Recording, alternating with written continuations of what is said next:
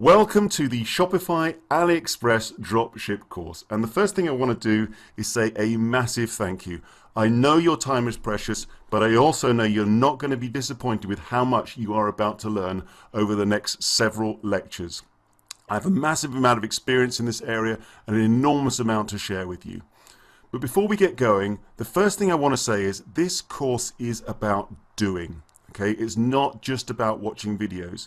So I really need you to take action if in fact you are going to change your life and build out a $10,000 per month business.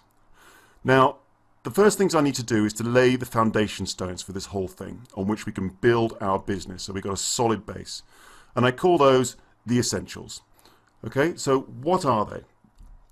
So the essential number one is the business model, or how you will make money.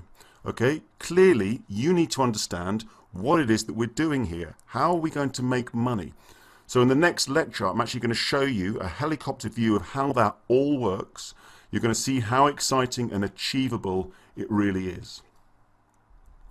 Essential number two is about setting up your free Shopify account. Okay, now Shopify, if you're not familiar with it, it is probably now the world's leading e-commerce platform for, let's say, non-technical people. All right, so it's very point and click. It's extremely intuitive.